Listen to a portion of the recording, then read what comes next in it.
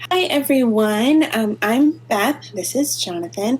And together we're the two writers for D&D Duet. And today we're going to be playing some more of Descent into Avernus / Tales of Eldura in a one-on-one game. And so if you are following us in Descent into Avernus, we are almost to chapter 2. So we'll see if we make it there tonight. First things first, though, we have to acknowledge our stream is sponsored by Buried Heroes, Beth's wonderful novel. Buried Heroes tells the story of a world of high fantasy, magic, and nature that teeters on the brink between light and darkness. Ancient forces awaken and new heroes rise to the occasion. I lost my place. Oh my gosh. And new heroes rise to the occasion, but this time, can they prevail? Find out in this exciting first-in-series novel packed with druids, pirates, werewolves, and more. You can purchase Buried Heroes wherever books are sold or at bethballbooks.com. And now you can pick up the prequel novel and hold it in your hands. Novella.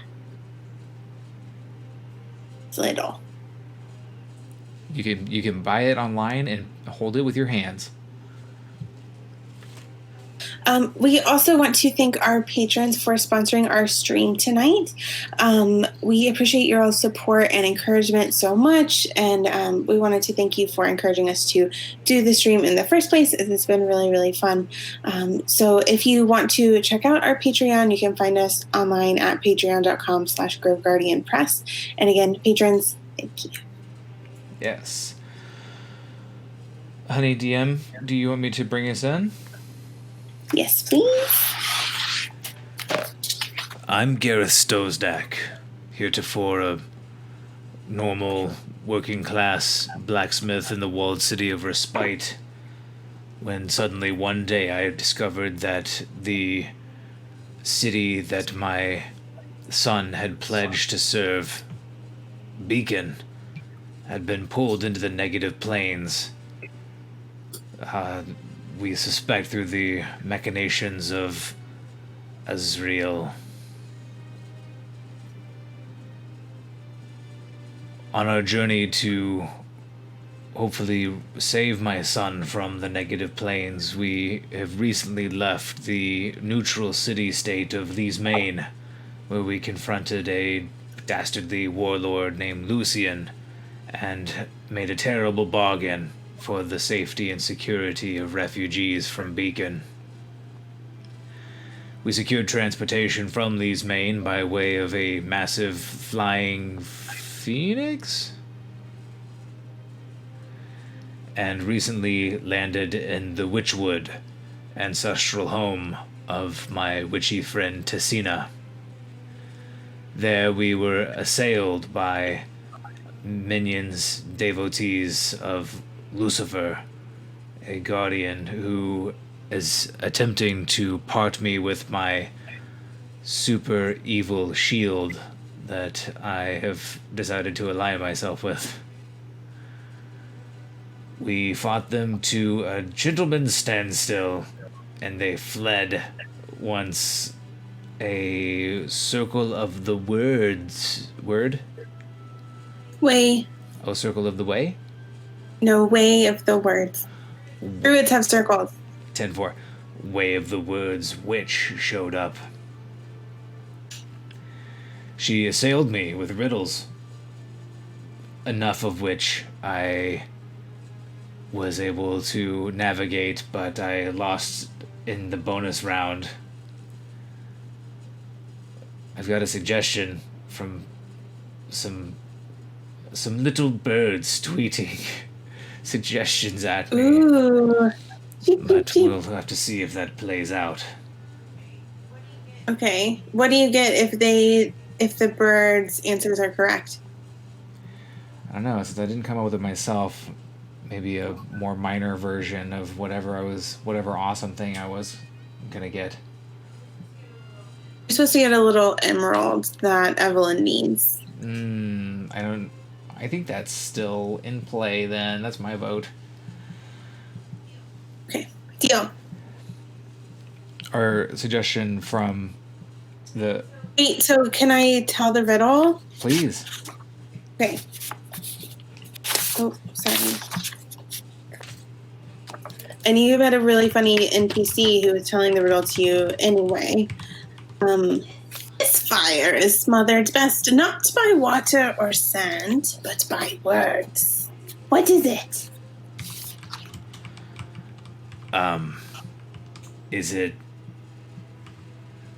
Is it wind? Oh. You know, I think... Two more guesses. 2 more guesses? And then, that's it. Oh my. Okay. Well, let us walk, and, is it confidence? No. I've got one more shot at this riddle. One more shot. Oh my gosh. Will you repeat the riddle again? This fire is smothered best not by water or sand, but by words. This fire is smothered best not by water or sand, but by words. But by words. Evelyn, do you have any ideas? Princess Slobberchops, what do you think? Garreth, I think that we've already given you the hints that you can have for this riddle. Ooh.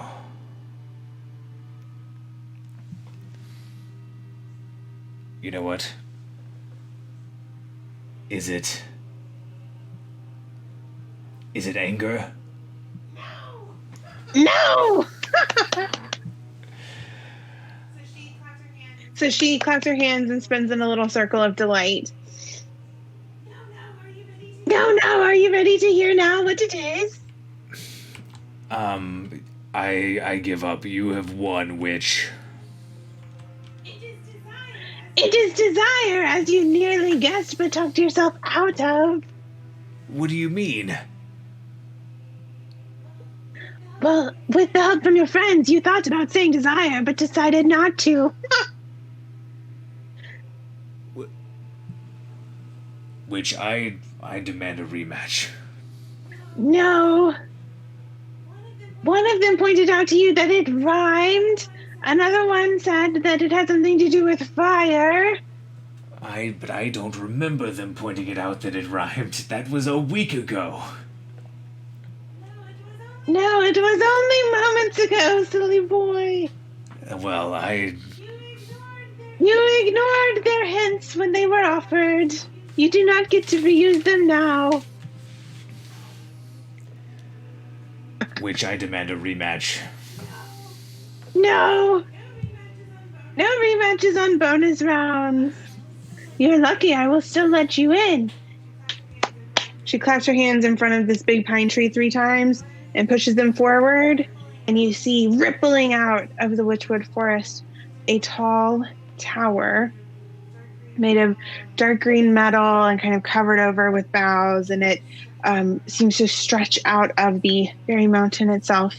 And you see kind of as it comes into being the archway, which has 2 trees for kind of its side positions that join at the top with branches. You see the doors kind of with inside swing open. Welcome to the coven of the way of the words. She kind of giggles to herself. Desire! Paddles forward. And so you guys step into a large open courtyard. I'd also like to point out that Garreth is still mostly dead. He's got 1 hit point, so he's like walking around. What's the riddle? So we step forward and we cross the threshold into the new. Ta-da! So the old lady kind of titters and leads you in to a I think in the courtyard there's a small garden, and you see a few other witches, and one who's a little bit older than Tessina, but also has long dark hair, kind of swoops in. Welcome, friends, to the Way of the Words. How may we help you? And what happened to the witch that I was traveling here with? She's just giggling, and she's still walking. She's too delighted. Yeah, and she'll turn around. It just is going to take her a second. Okay. Oh my, we've come here seeking aid. I see that you have made it past Avandrine's test. Very well done. Yes, normally I'm very smart. Okay, great.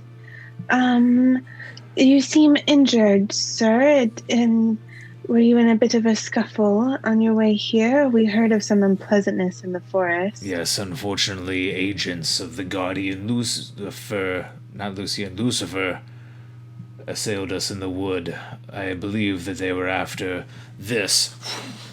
And I pull out the Shield of the Hidden Lord. A beautiful and foul tool it is. Would you care for a short rest while you are here? A respite for your nerves? Yes, I think that would be helpful. Yes, indeed.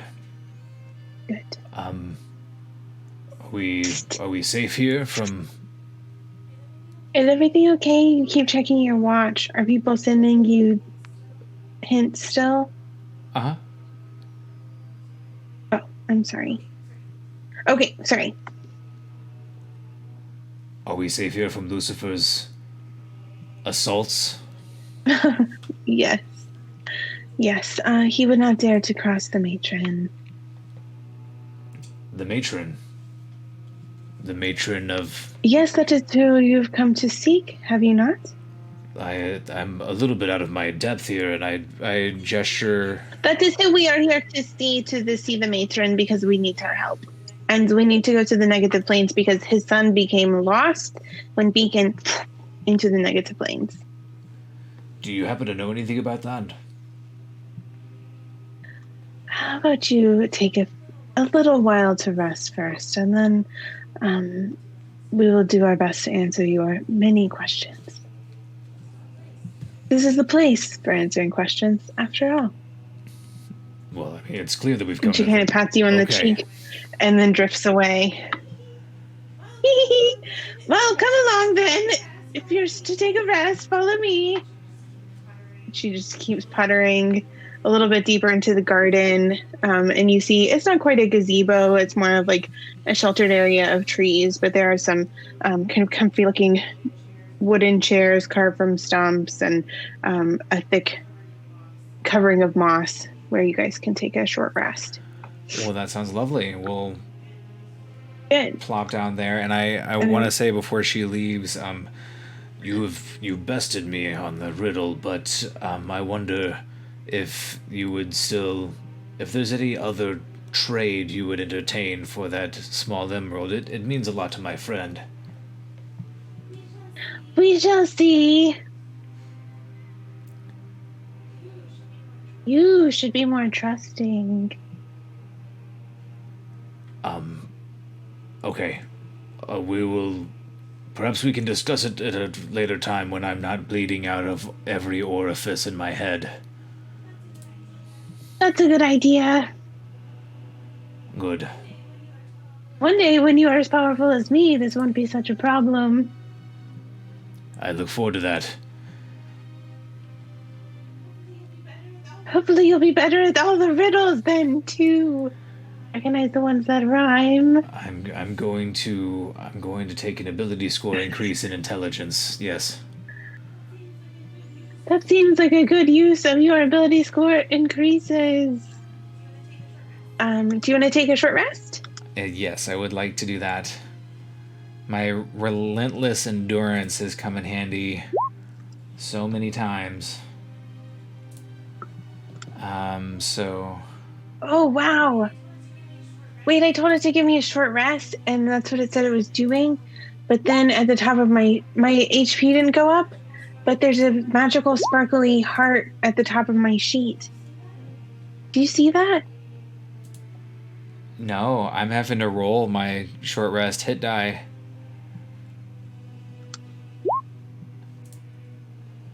And I'm getting 14 points.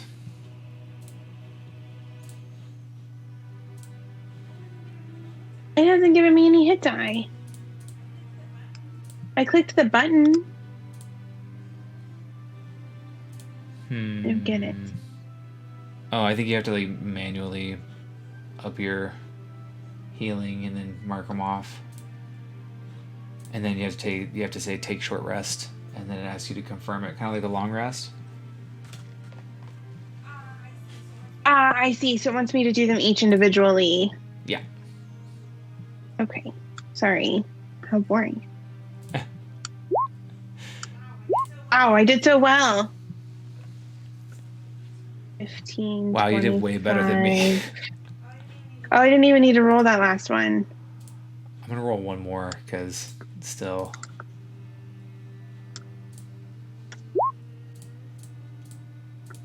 Cool. Okay. Health managed. Health managed. Resources Do you feel so much allocated. better? I'm no longer coughing blood and bloody froth down the front of my shirt, so Gross. So that same younger witch kind of shows up from that met you earlier. Welcome again.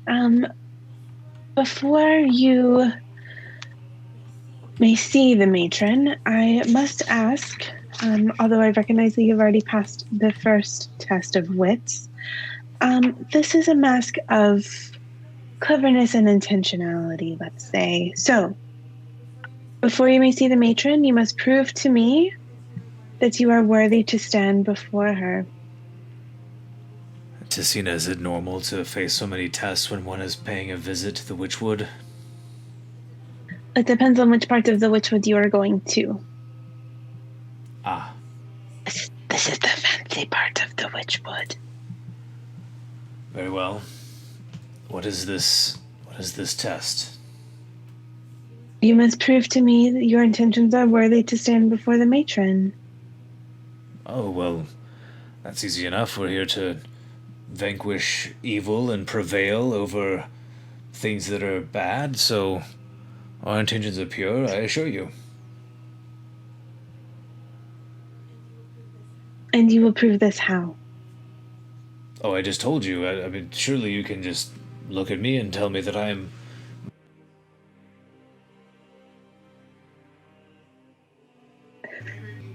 So I heard you, but your mic didn't pick up. Do you want to say your reasoning again? We're bursting forth with goodness and trustworthiness.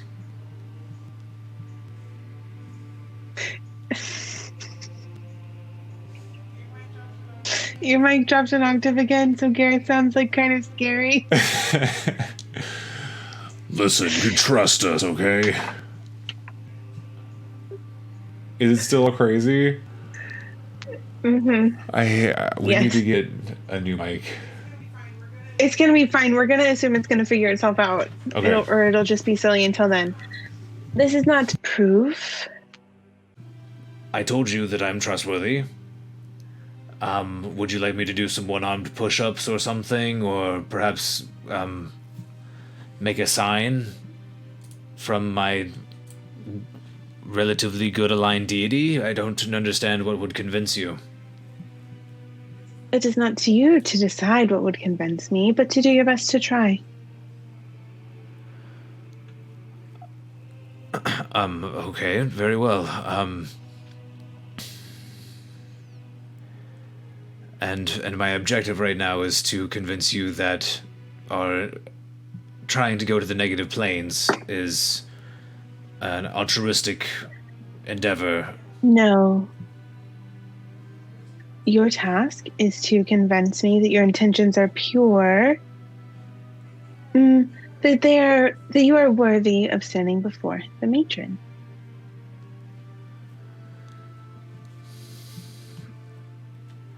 Well,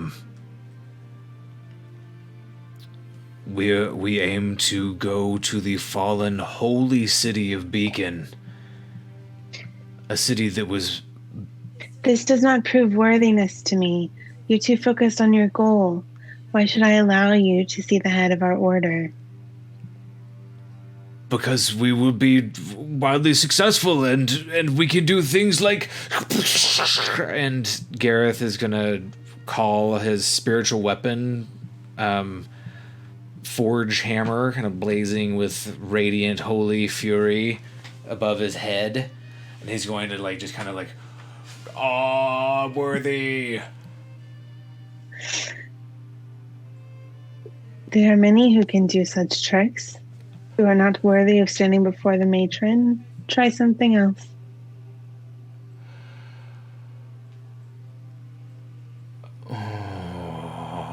Okay.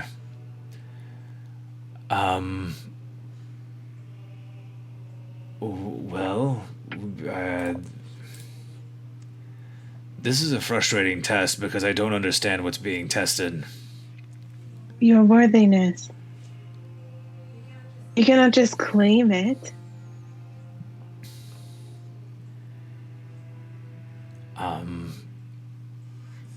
Are you trying to get me to fight you? Because it feels like you're trying to get me to fight you.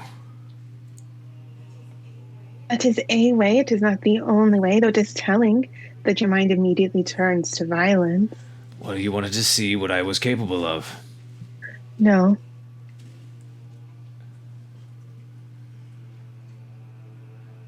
I asked you to prove worthiness. These are not the same. I look over at Tessina, exasperated.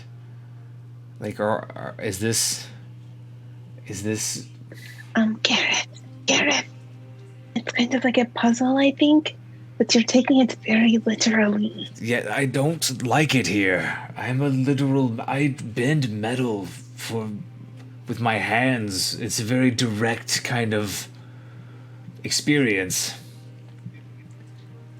Okay, well, how could you translate that into needing to speak to someone who is very important? How did you convince Evelyn that she should travel with you? Like, for me, you saved my life in the tavern? I think Evelyn knew that I was trying to help people. That she was trying to help. Okay, well, so how can you show here that you're trying to help people?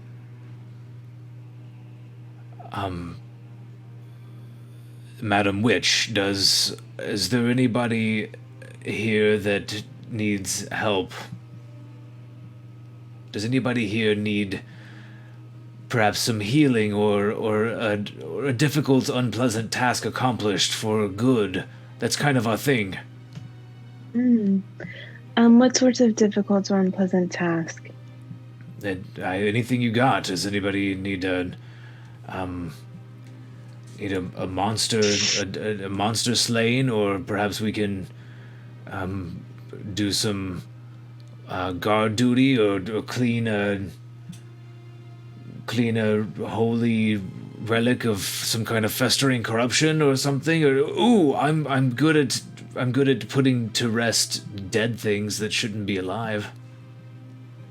Oh, we tend to use their shadows at times. Well, some of us do. You do realize that you have landed in the home of a large collective of powerful magic users, do you not? I understand that.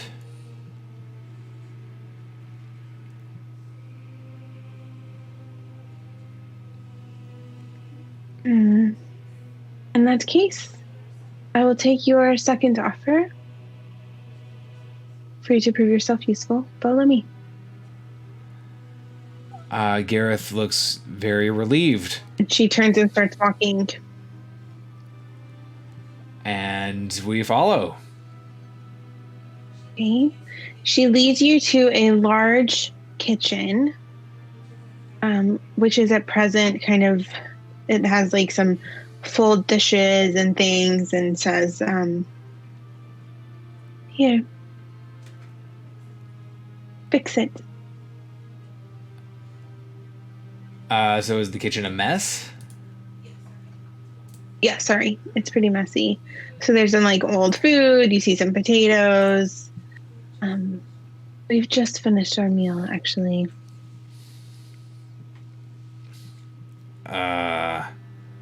Okay. So as Garreth has maintained his spiritual weapon, it's just floating there. In the light of the blazing radiant Vulcan hammer, we start doing dishes heroically. Okay. I'll be honest, this is strange. Evelyn and Tessina kind of like, and then they start helping you.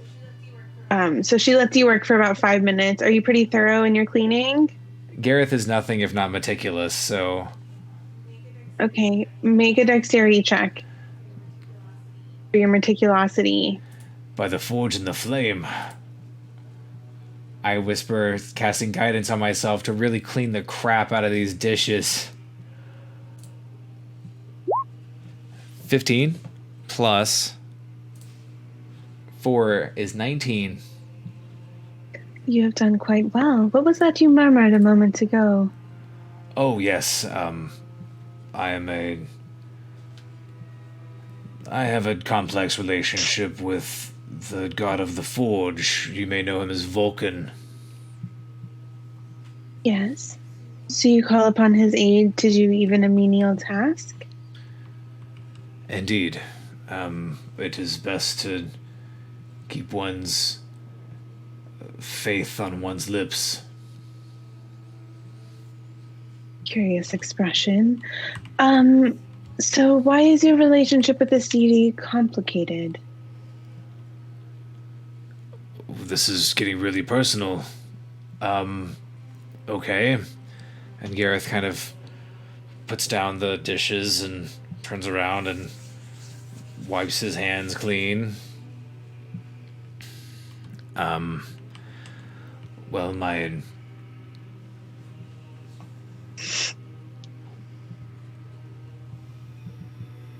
love is no longer with me, and it's mostly in her memory that I keep on in Vulcan's path.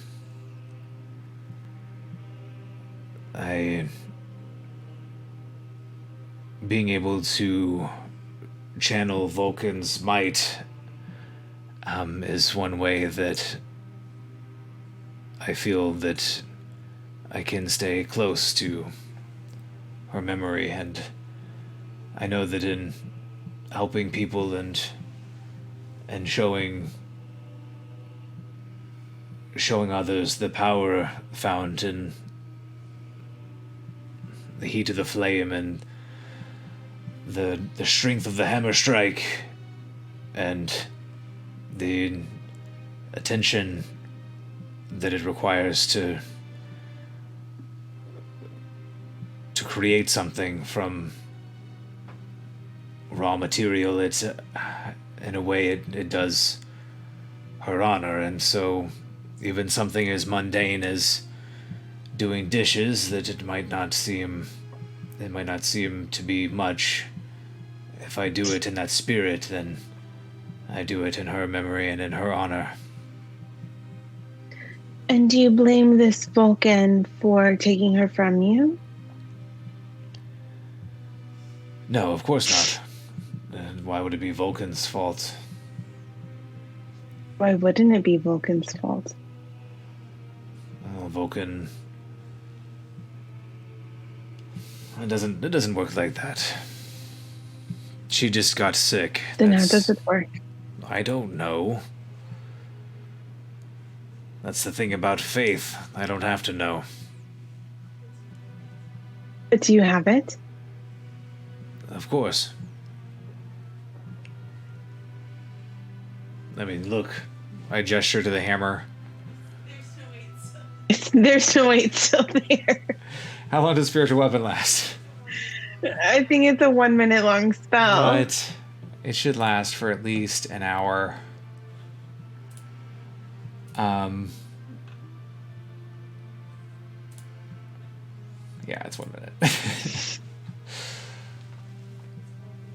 Well, this Vulcan seems to be quite lucky to have such a dedicated servant in you. Follow me. And she turns again and leaves the room. Is somebody else going to finish these dishes? Yes. Okay. You see as you're leaving a line of little baby witches, kind of all lined up, and they titter a bit and whisper behind their hands as you all follow your current escort out of the hall. Are they laughing at Garreth? They're more just, I think, fascinated to see somebody that they don't know. So it's not like, ha ha ha. They just think that you're really interesting. I think that I would give them a, I don't know, kind of a good-natured punking. I think that Garreth, like, as they're tittering, Garreth will go by and like, and just kind of show his bottom teeth. Okay. Are you trying to intimidate them? It's meant to be kind of funny, so I can do intimidation. How about a 17? 4 of them squeal, and one ray of black sparks flies right past your face from the one with her arms crossed. I think Garreth will be like, "Okay, yes, ma'am," and just kind of follow our handler back into the area, or what? Are we in? Is it a? So I'm about to describe it to you if you're ready. So ready. Okay, so you walk from the so the dining area is kind of like a large, if you pictured like the prettiest pavilion ever, surrounded by fir trees. It's kind of like that with long tables, although the kitchen is enclosed. She leads you back out through the courtyard and up a wandering stair that kind of winds around some trees, and some of it is on solid pillars. And so most of the architecture is a combination of trees and greenery, stonework, and like from the mountain itself, as well as constructed cut stone. So she leads you up 5 floors to a terraced outlook that kind of from which you can see it peeks over the tree line, so you can see the wide sweep of the forest around you and see all the houses and huts and everything. And so in the distance near where you entered, you see there's a slight haze. It's not that it blocks your vision, but you can tell that there's a magical barrier there. And so your person says, wait here and she will call you in momentarily. Yes, thank you. And we wait patiently, and I'm gonna scritch Princess Slobberchops on top of the head. And Princess Slobberchops appreciates this, and her hair stands straight up on top of her head. We like that. I think we're gonna like grab the top a little bit, kind of curl it a little bit, like a bang. A little bit of a bang. Just nice. If this is the way of the words, then what is your coven? Is it the way of the spirits? Shadow. The way of shadow. Well, but my coven is mixed, so we're not all the way of words. Just like everyone here is not all the way of words, but it is primarily that, because that is what the matriarch of all of the witches follows, and I cannot believe we're about to go see her. Oh, so this matriarch is kind of like a big deal for you too, not just for this area, but like like honcho alpha She is the mage. sister of the matron of my coven. I see. And is the matriarch, would then... she's the senior? Yes. I don't know if they are actually sisters. When I asked, no one would tell me, and then I felt embarrassed. I didn't ask again. I don't think you should feel embarrassed for asking questions. Okay, well, I'll just ask her myself then. And we're hoping that the matriarch can... And Garreth kind of like looks around and very like sketchily takes the shadow eye out of his bag. The orb. We're hoping she can open this. What do you think is inside of it? Well, we can tell that it has like maybe paper and a key or Smoke. something inside of it. There's smoke inside of it. I thought we knew that I thought there was stuff inside of it that we were trying to open. I don't remember there being a key. Oh. I thought you found a key before when you needed to get into something. It's provided you with things you needed in the past. Most of the time, it's a swirling orb of smoke. If you can find the note about the key, then I can figure out what that is, but I don't know off the top of my head right now. Before we talk to the matriarch, I just want to make sure that Garreth understands. So we're here to talk to the matriarch. The matriarch is going to be able to... She's supposed to get you to the negative planes. Right, and the way that that's going to happen is she's going to be able to open something that is going to be able to get us there. I thought that was the egg thing.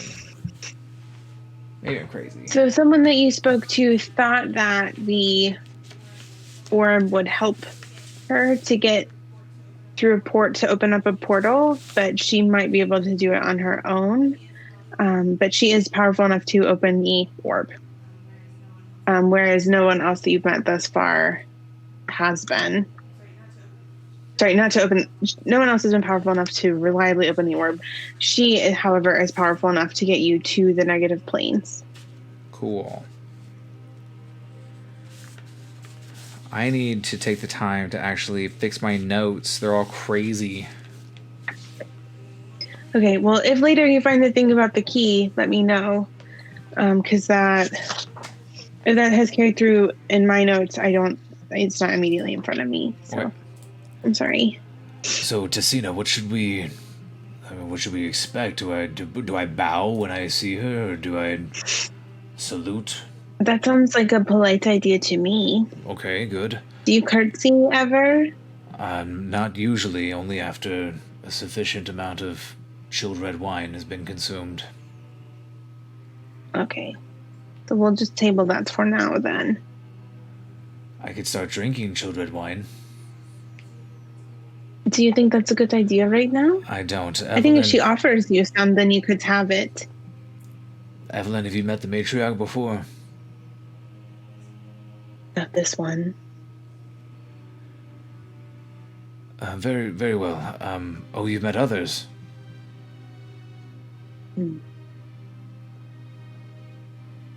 Well, you're unusually forthcoming today.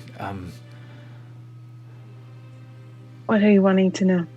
Oh, I mean, I thought you asked me a yes or no question. what was your previous experience with the matriarch like? You're kind of, I mean, Tessina and I, we've not met this matriarch before, and you haven't either, but you've probably met even more matriarchs than she's met. And she's met one. I've met 0. Princess Slobberchops, ? But Princess Slobberchops has probably met a few, or in a past trust in life.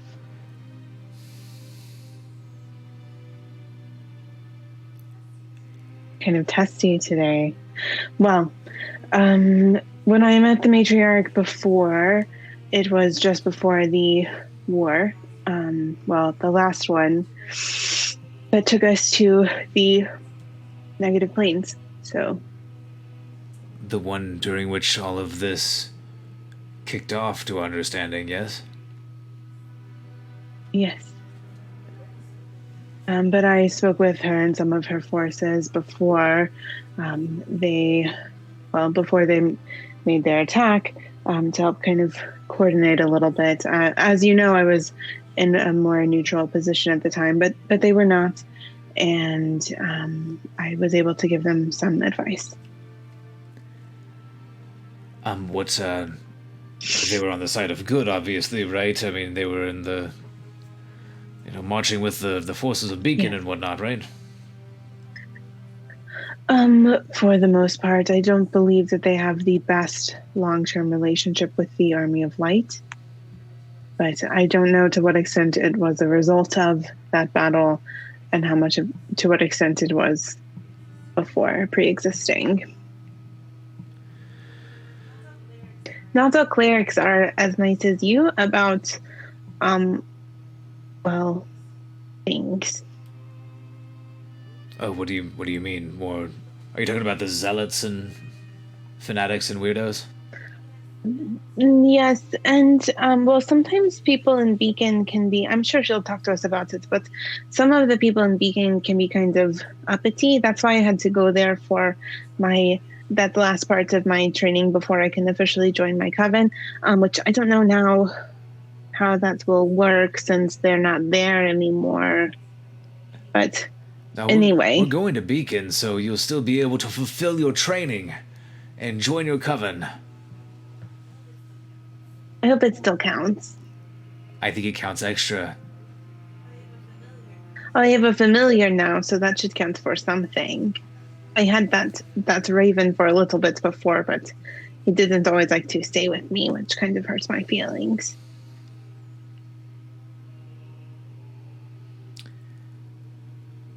A more dutiful companion I don't think you'll find. And Garreth is glancing around to catch a glimpse of the matriarch so that he can be ready to give a respectful... Okay. So you're standing on a terrace, right? And so then it makes a half a circle basically. So then a ways behind it, so back in the chamber. So there's I don't remember how to draw the thing. So you've got the terrace and then basically a square room. So down here.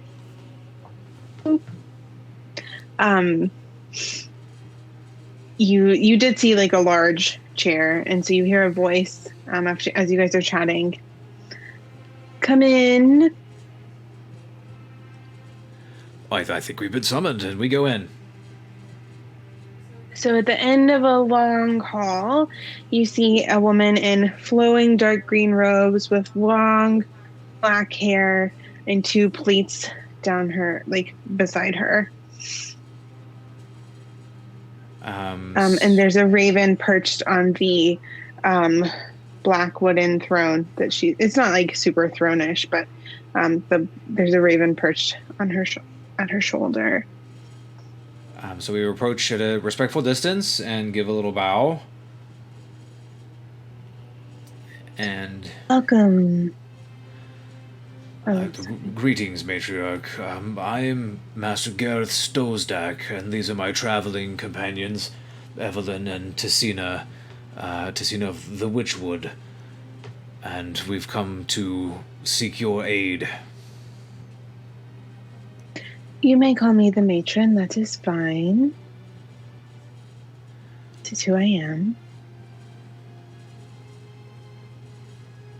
So we traveled here in order to request your aid in penetrating the negative planes in hopes of visiting the fallen city of Beacon to redeem once more its denizens and hopefully my own flesh and blood, my son, Philip.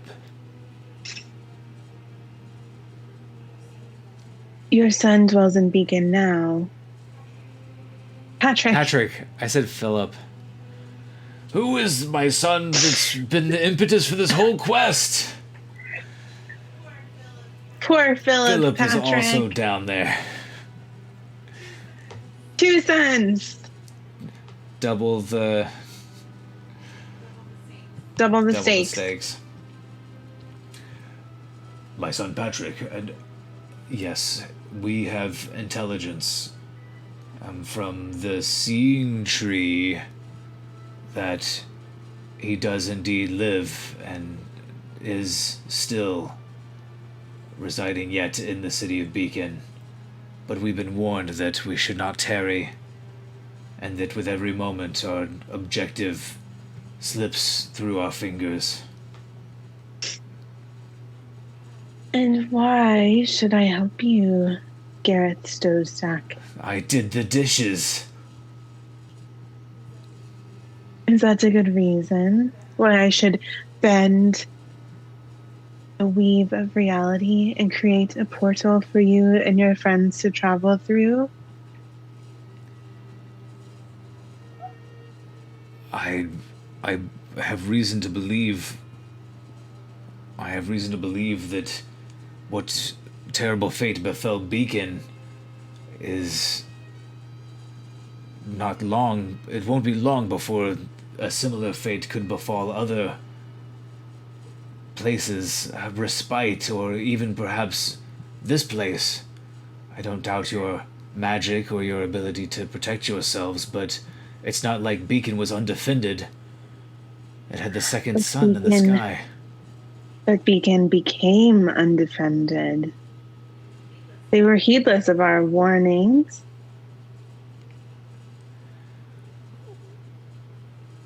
And so you would leave them to a terrible fate because they didn't heed your I did not warnings? say that. Might they deserve it? My son doesn't deserve to be down there. My son is an innocent. All right.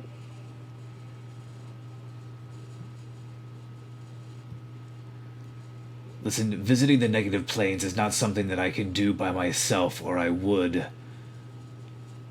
I don't understand. It doesn't seem to cost you much of anything in order to help me, in order to help these innocent people of Beacon that have been drugged down to the negative planes.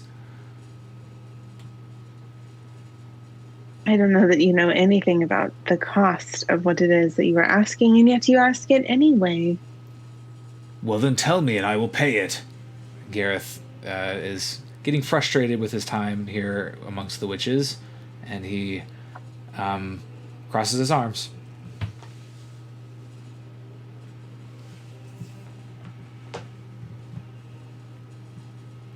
Let me see what you have brought with you.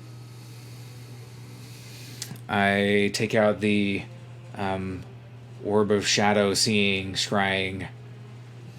It kind of lifts out of your hand and floats towards her, and you see kind of spectral fingers appear and turn it over.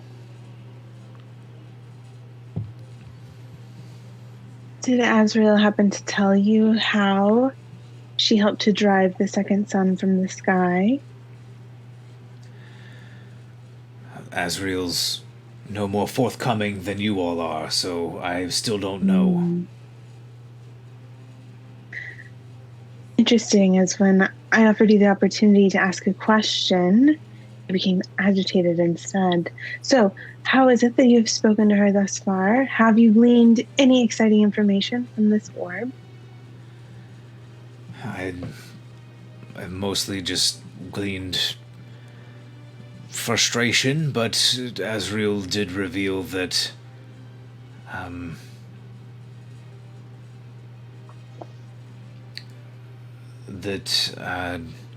she feels as though she's enacting some great plan, or it seems that she's hell-bent on revenge or something for some great terrible calamity that happened. My companion here, I gesture towards Evelyn, was able to fill in some blanks as, well, now I feel kind of like I've over committed to this. I don't want to spill Evelyn's business. She just has special knowledge of what happened. I remember Mistress Ryder, thank you. I look over at Evelyn like, you said that you didn't know her.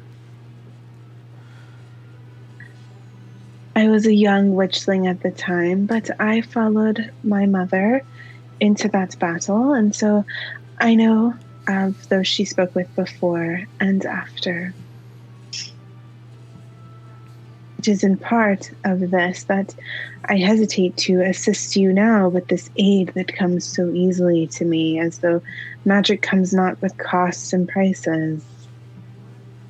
Your magic, Master Stosdak, may not require the same sort of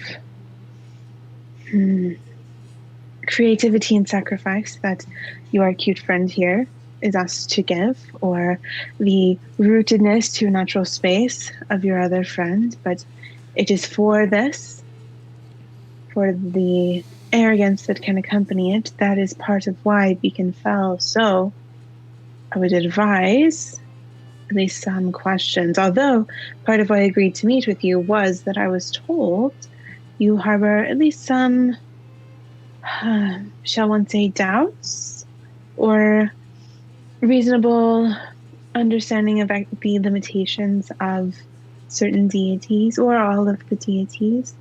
We'll notice that Alona has certainly not swept in to bring Beacon back out of the negative planes. Do you know why Alona would allow Beacon to be drugged down? Allow my son, devoted to her, to be cast down into such a heinous place? Now you're asking the right questions. Yes, actually, I do.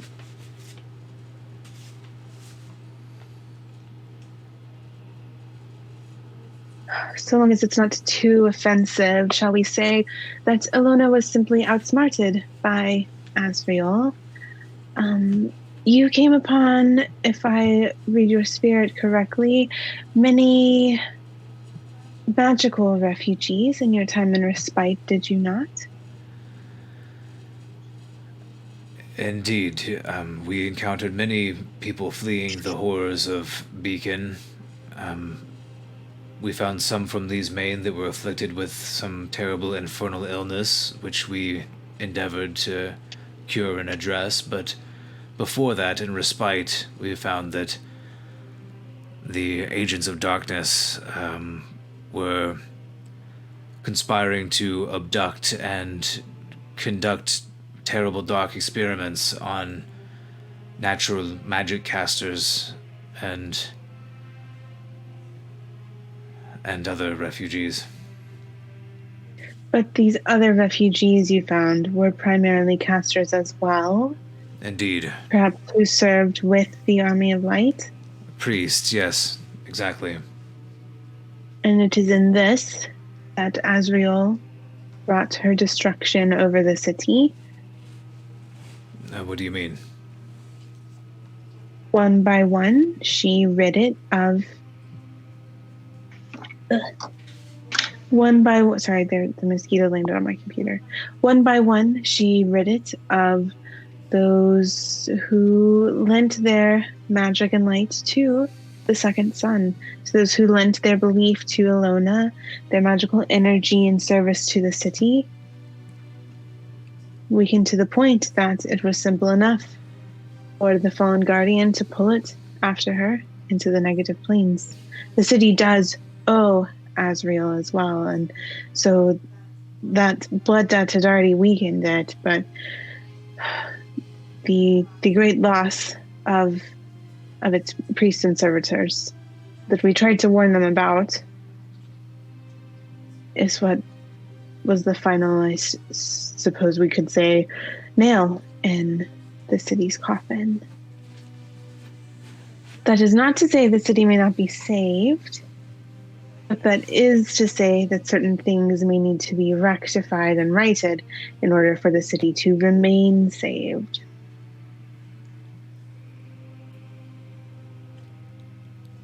So because of a terrible deed done centuries ago by people long dead, well, most people long dead. 1 century ago. It's a long time for me, let me tell you.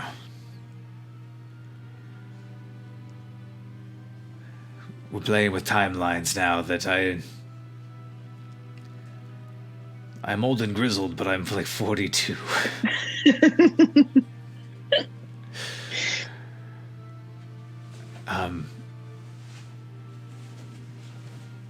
So many If people you are who were, dealing, many people who were not alive during the time of this great betrayal are being forced to pay the price, have paid the ultimate price, because the gods can't settle the books between themselves without peddling and dealing in mortal lives. what else is in the gods' books? That seems like they could trade, I don't know, unicorn nickels or something.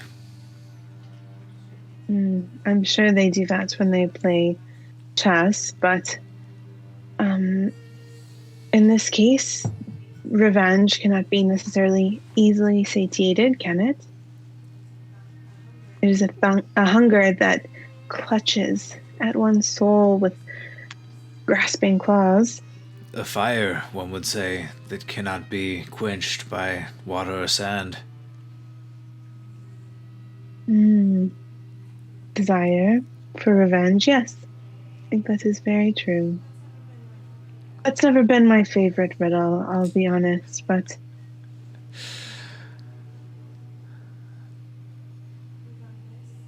regardless, as you have brought me this, is it mine to keep? Would you like a certain trinket from its depths, at least?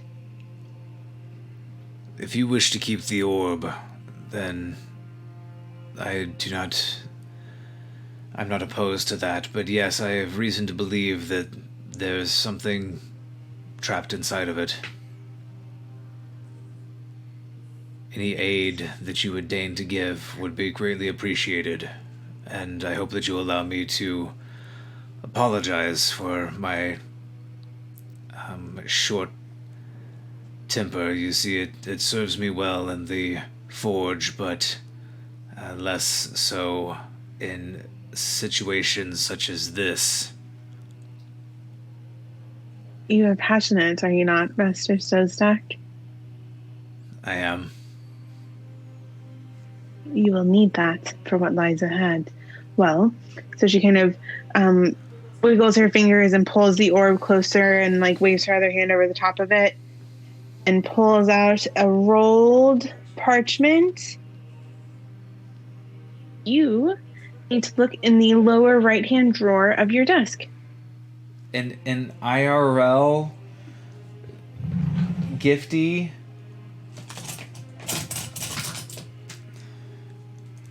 The lower drawer.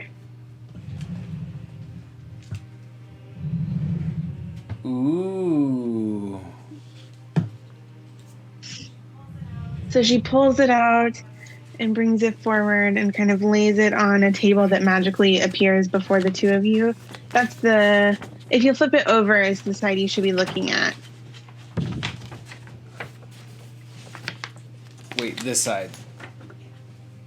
Yeah. Cool. And I'm going to move our thing for our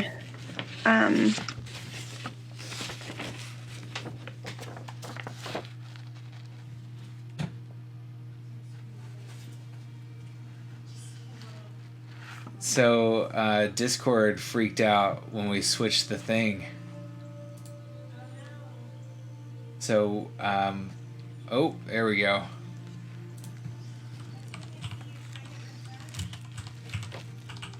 Yeah. Okay, I'm so sorry. Oh, hey, you're back. Oh, good. I forgot to warn you. He really gets upset when we switch things. Yeah, I don't know why that is. Hold on, let me make sure we're back live. Oh, hey, okay, good. We're still live? Oh, we just dropped.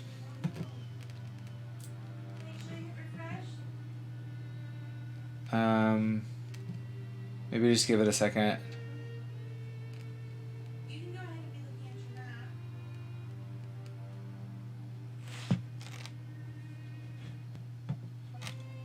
Yeah, go ahead and hit refresh. Don't be sorry. Why are you sorry? Huh? Yeah.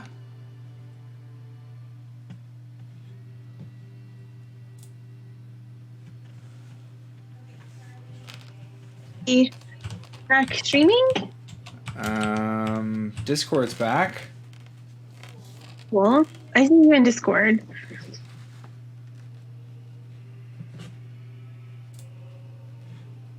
And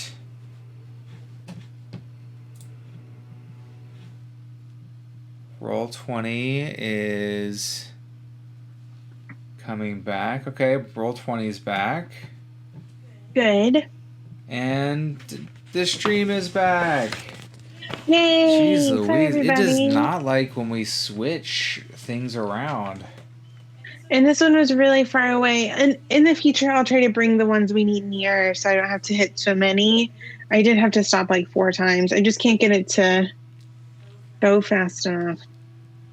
Oh, it just dips when we mess with stuff, but it doesn't seem like it would be that big of a burden.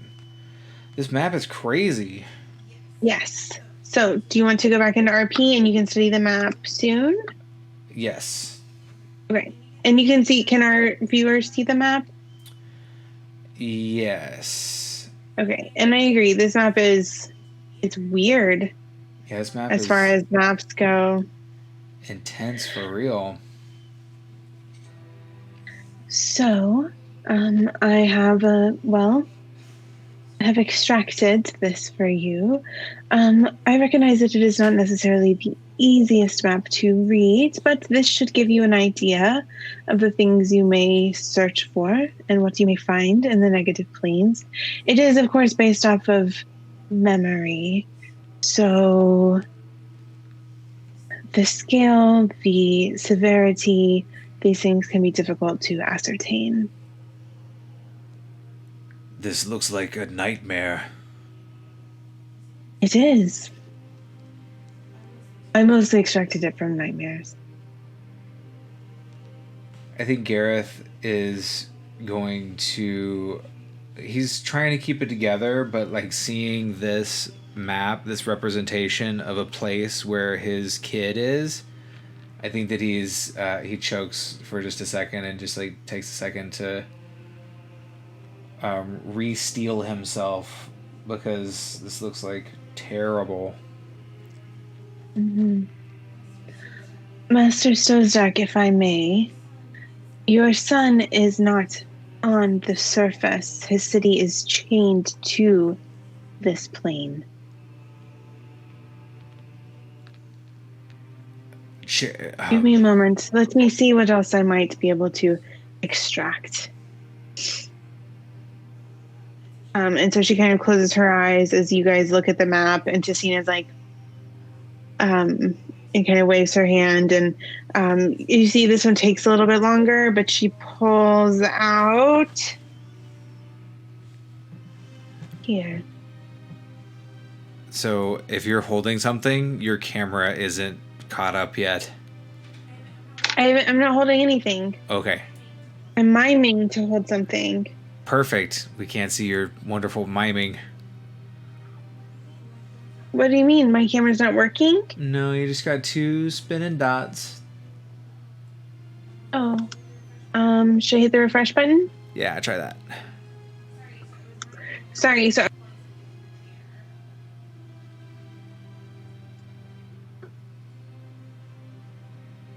Hey. how about now? Perfect. Okay.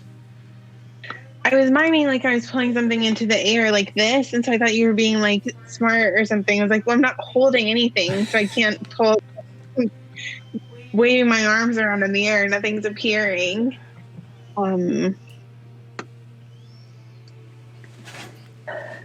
Help with your pain, Master Stowstack. And she kind of brings over and spreads out in front of you a map of Beacon. Ooh. In your map over, you will see, I just want to give Garreth a chance to glance at it. I'm not going to move our screen so that it doesn't freak out again. Who knows what might happen. Oh. But functionally, the city of Beacon is chained to the surface of the negative planes, and the city has been kind of split in two. This map is so intense. Mm-hmm. Just like heavy metal. I think that was like part of the theme, wasn't it? Definitely. Mission accomplished. Okay. Now, you bring another magical artifact with you, do you not? Do I get the sense that she's talking about my super evil shield? Mm-hmm.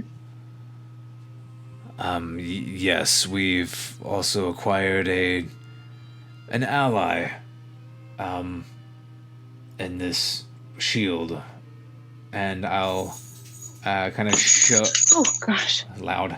I'll kind of show her the shield. Do you commonly ally yourself with pit fiends, Master Stowstack? Oh, Does Garreth know about pit fiends? Roll a history check. History check coming. Or religion, sorry, would be fine. Mm, But he's so slain behind you. yeah, our long pink belly. 16 for history. Okay. Yeah, that's funny. Garreth knows at least enough to know that that's a really, really powerful devil. It should be alarming that you're carrying one around with you. Definitely it is. So the clerics of the Army of Light, for example, would see your shield as a symbol of good's triumph over evil. Gazing at such beauty, one can easily overlook the terrible force bound within it. A pit fiend named Gargoth. Though, of course, it has been referring to itself as the Hidden Lord, has it not? It was a pit fiend sent by the Lord of Hell to corrupt mortals on our plane, and amassed a large following. The shield has the power to corrupt everything around it, and I believe it is for this that Lucifer wishes to remove it from the prime plane altogether. But of course, the shield wishes for you to take it with you, does it not? I kind of side whisper, but not really whisper. He is going to be so upset that you used his real name.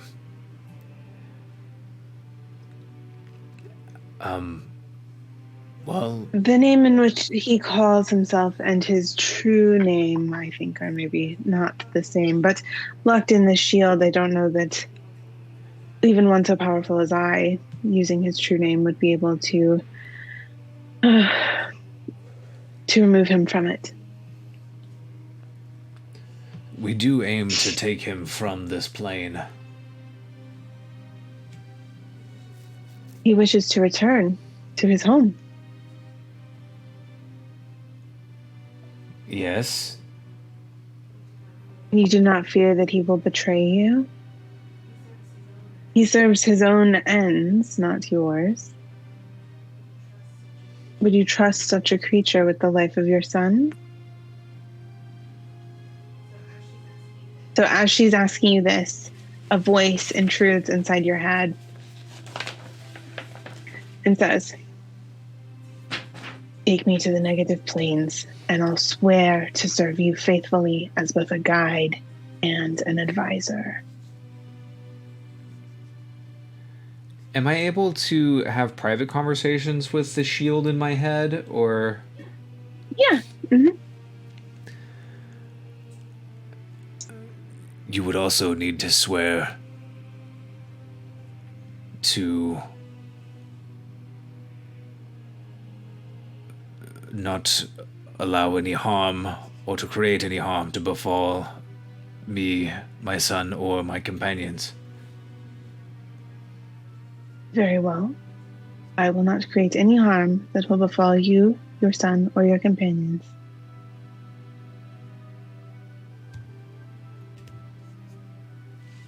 And you must do your best to protect us from harm.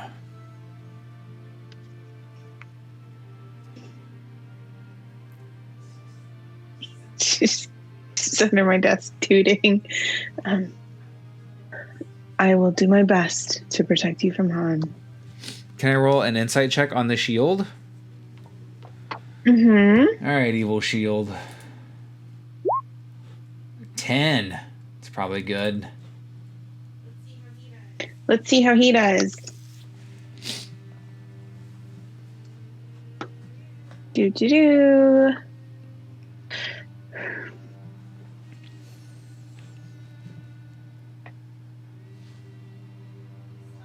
He's telling the truth.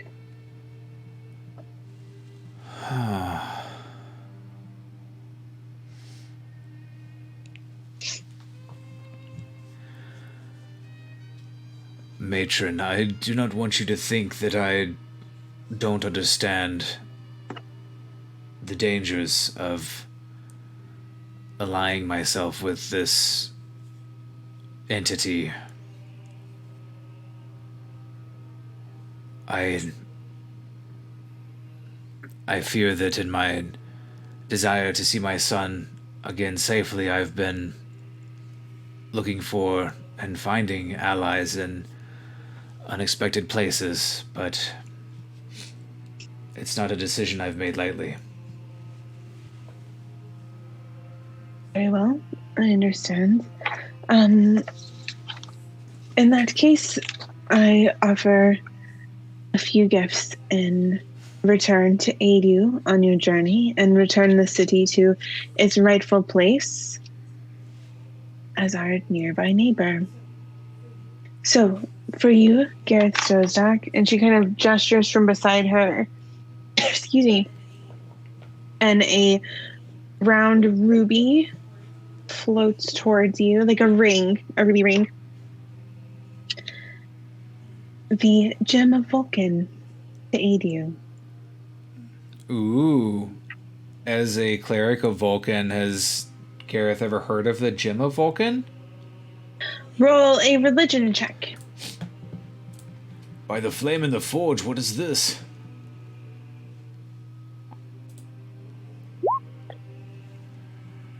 A 14 naturally. DM, will you allow me to add a d4, or is that too silly? Oh, that's fine. 18 total. Nice. So, you have heard of the Gem of Vulcan. There are, especially as the God of the Forge, there are lots of gems of Vulcan, or at least multiple different rumored gems of Vulcan. Each one bears its own kind of magical abilities, but they only manifest in the lives of those who serve Vulcan's purpose, is kind of the rumor around them. And so its manifestation in the life of a cleric or paladin of Vulcan is a sign of both Vulcan's favor and Vulcan's sense that such a person needs his aid. Cool, I definitely need that. Do I know what it does? So she's going to tell you. Okay.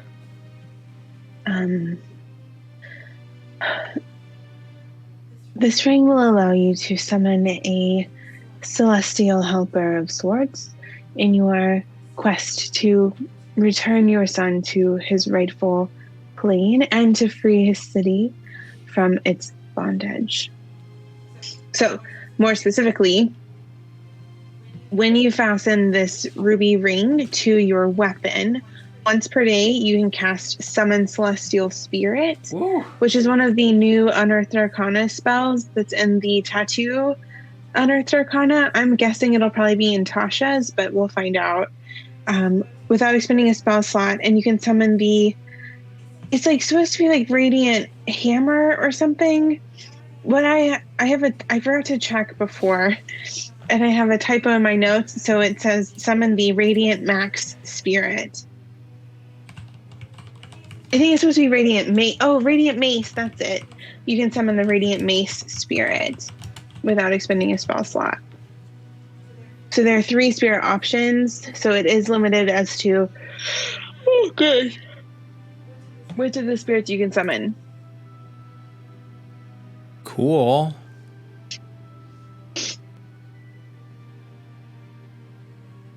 Ooh. Can't wait. Cool. For you, Mistress Evelyn, she kind of floats out the little emerald that Evelyn had requested. I believe that this will help your friend Fern to be nearby, will it not? And Lady Jacina, it is such a pleasure to see you. I've heard much praise. For you, and for one of our family taking on such a difficult as well as prestigious quest, I have what is primarily a blessing to bestow upon you.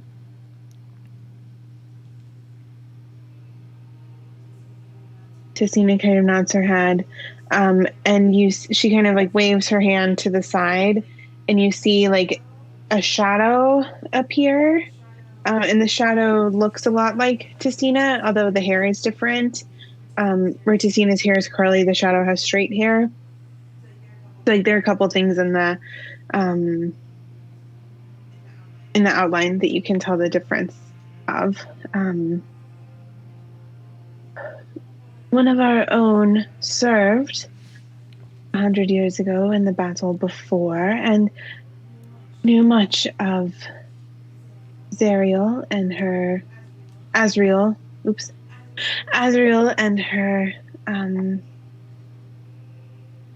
her quest and what transpired. She understands to some extent, or I think she will, given time, the place to which you are going.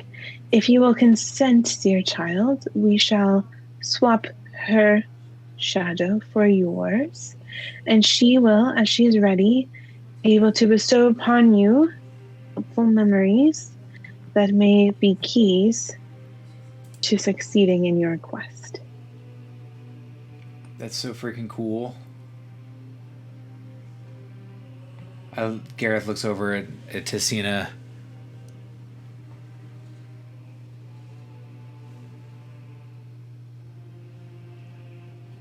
Do you think that's a good idea?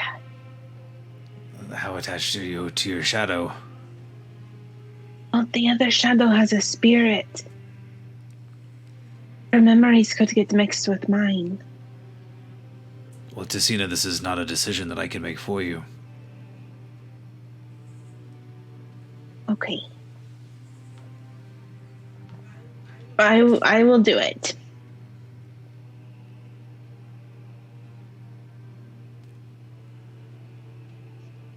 Very well.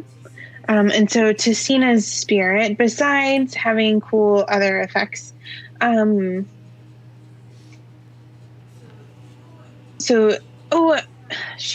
to have Tessina through the... Oh, wait, no, that doesn't make any sense. Okay, so Tessina's spirit will also allow her to use Summon Undead Spirit once without using a spell slot, and she always has that spell prepared. Well, we're going to be summoning all kinds of stuff. So hers is a little bit different than yours, where you can expend that once per day, where she, like, since that fits her spell so well anyway, she'll have that spell prepared. I also think hers is a slightly lower level spell than yours, but I could be mistaken. It is 3rd versus 5th. Finally, I wish to offer you an opportunity if you would like to take it.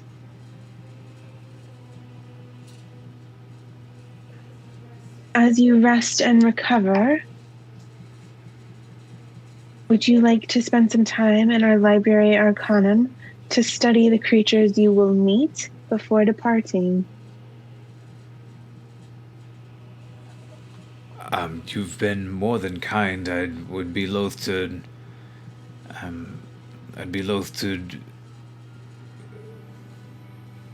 intrude upon your hospitality at greater length, and we are at a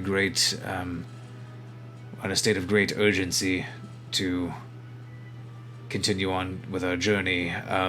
It would be good to know something about what we are to face. Can I ask a player question? Mm-hmm. is she like asking if we want to? Will we be able to like do research and spend the night? Mm-hmm. Yeah. So functionally, what would happen if you want to accept her offer to visit the library?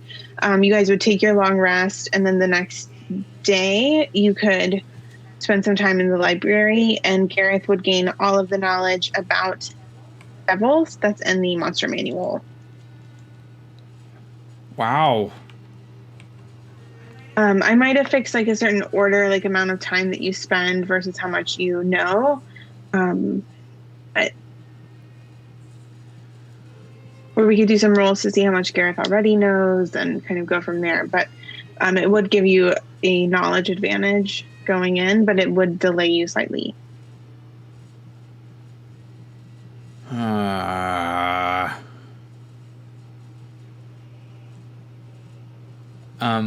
Would you, as the DM, allow me to like see if I know things as we go if I didn't take this opportunity? Mm-hmm.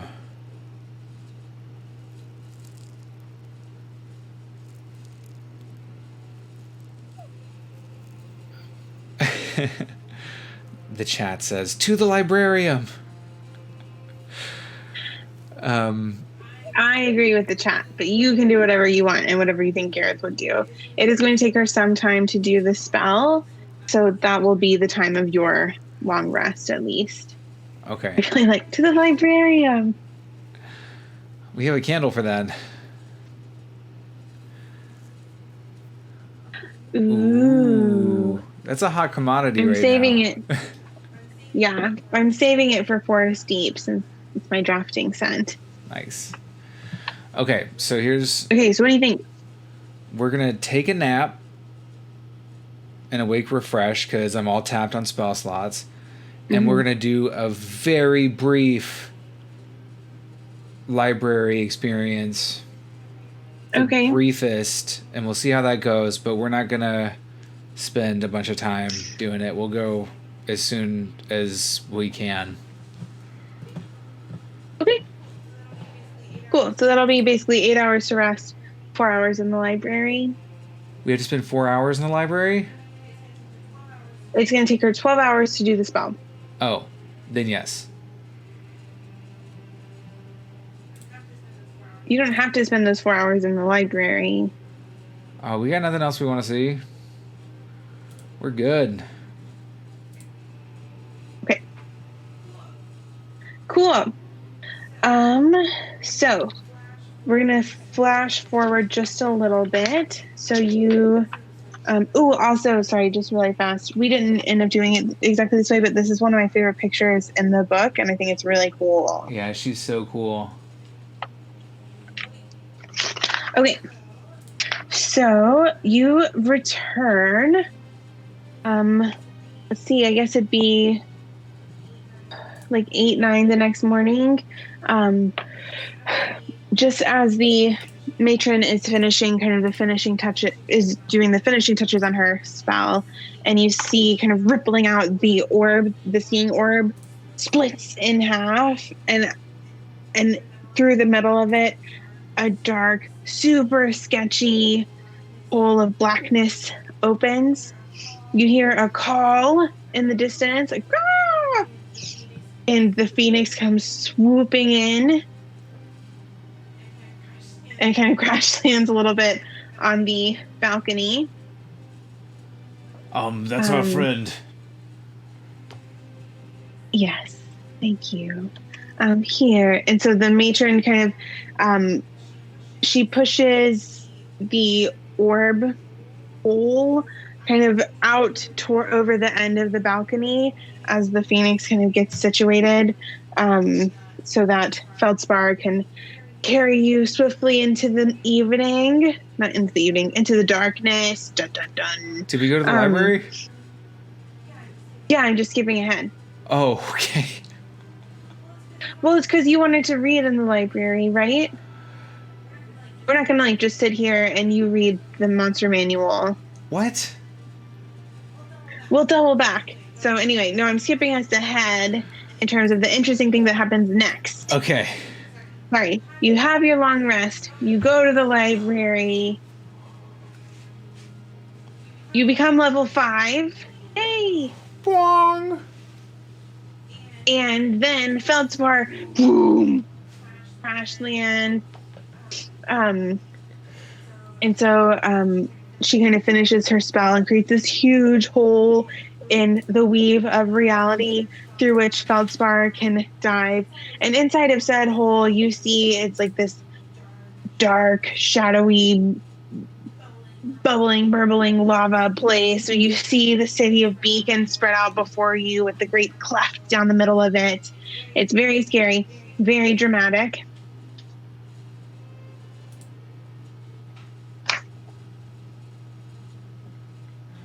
You jump on Feldspar's back. The phoenix gives a cry out that echoes across the witchwood, swoops through the portal, and a hot, stinging air assaults your senses.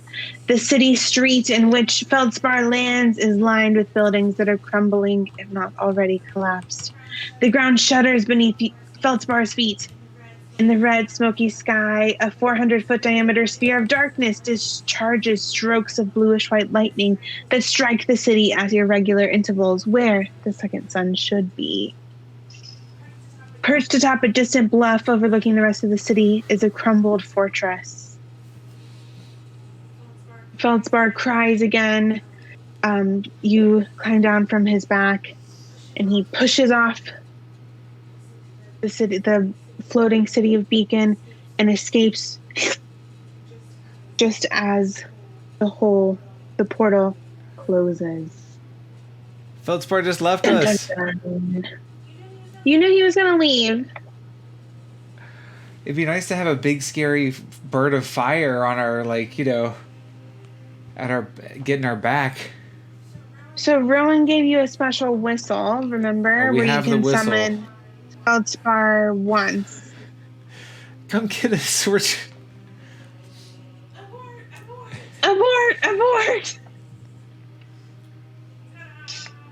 Ta-da! Wow.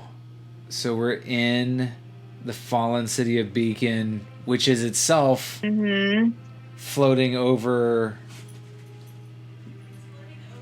It's floating over kind of a bubbly, volcanic-looking plain with great chains holding it to the surface. Now, I don't know that you would have actually been able to see that, but you, Garreth, but I can tell you, Jonathan.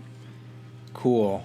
And so we're in the city streets, and are we coming to a close with this crazy setting reveal? I think with their kind of crazy change in setting, that this will be a good place to kind of stop for this evening, and then next week we can pick up and have you guys fully end the negative planes with Gareth's additional understanding of devils, as well as hopefully kind of some ideas of a plan. I want you to have a chance to check your notes too and see if the tree told you anything about where you might find Patrick. Yes, I remember that.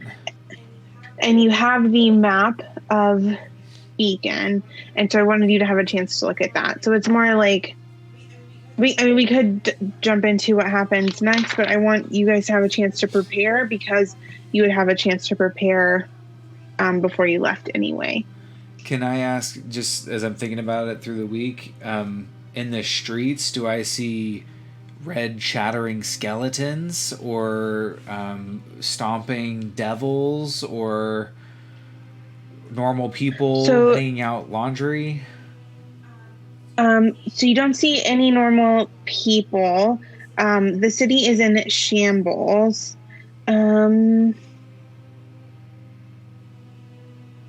Let's see. So it looks pretty apocalyptic from here. Do you want me to? So let's see. Buildings are crumbling, if not already collapsed. The ground is shaking. Red, smoky sky. The sphere of darkness keeps striking things. You do see a crumbled fortress too. Okay. So you and Garreth would know. I believe the crumbled fortress. I don't have a map directly in front of me. I believe the crumbled fortress is Yeah. So, is your map labeled with where you arrive? No, I don't have any labels. Okay. I can kind of help you with that. So, as Garrett gets acclimated a little bit, or where he is, he knows he needs to get to the High Hall, which you're going to have to kind of backtrack to the one remaining bridge and come up around. Okay. So you're on one half of the city. Your son is on the opposite half of the city. Gotcha. Naturally. Thanks a lot, Feldspar. Oh, Feldspar landed in the safest spot that he was able. Someone betrayed his mistress, and he needs to go rescue her from a beach. I can't believe that didn't work out. Well, that was so much fun. So cool. I'm excited to finally be in Beacon. That's exciting. Yeah. And I liked I like all the cool booty that we got. I think that's going to be pretty fun. Good.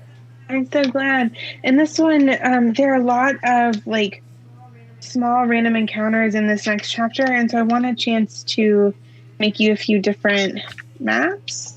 Or like reusable maps or something, because it's there are like a lot of things, and it's funny, we had so many maps at the beginning, and now I just want like a couple encounter maps, but I'll just make them. Yeah, awesome. So you happy? I am happy. I'm really excited. I love leveling up, and so I'm really excited for what level 5 will bring Garreth. Level 3 spells start to get pretty cool. Yeah, I can't wait. For flavor, I was already in the library for Garreth to cast a locate object for like the most helpful book that he could do in 4 hours about devils or something. So I might take away one of his spell slots for that. Yeah, sure. And so if you want to kind of have those things in mind, and we can kind of do a short recap before our next set, or like have in mind like what is Garreth looking for to learn, and then we can kind of recap for everybody what you got a chance to read over the week. I know you already know a lot about it. I'm happy that you are going to the library, because I think whenever we can kind of bring together player knowledge and character knowledge, it just helps solve some like potentially awkward RP problems where you're like, do I know that these I can't believe fire didn't work. Fire? He's on fire, and I made him more on fire, and it's not working. Ridiculous. Awesome. Thank you, Honey DM. You're welcome. Everyone watching, thank you. I'm sorry this was a little bit of a shorter... Ouch, gosh, hit my elbow. I'm sorry this was a little bit of a shorter session, but we hope that you enjoyed it. We're really excited to be in the negative planes. I think it'll be super exciting. Yes. Thank you again to our patrons. If you enjoyed our stream and would like to see more of it, we would love for you to subscribe or follow and like, or whatever the other buttons are below that seem exciting and compelling to you. Thank you. And is that all of our things? Yes, our patrons are wonderful. Thank you for joining us. Like, subscribe, follow. Check out the shop on dndduet.com. Yeah. All kinds of fun stuff up there. And we're just And we're about to do 2 cool seasonal things. So the Swamplands Witch will be on a special discount from September 22nd. So the solstice through Halloween. And we are working on a little baby, loosely horror, mostly silly adventure. And the Dark Druid adventures that we have on DM's Guild will also be in a bundle. So they'll be discounted together as well through that time period. So we have some welcome fall exciting promotions coming your way soon. Yeah, to celebrate the best season. Yeah. Okay. Thank you all so much. It was so much fun to have so many people interacting in the chat too. That was really cool. And it's just kind of like thrilling to know that there are people out there hanging out with us and having fun. So thank you for showing up. We'll see you next Friday at 7. Next Friday at 7. No, you got it. Okay. Thanks, everybody. Cool.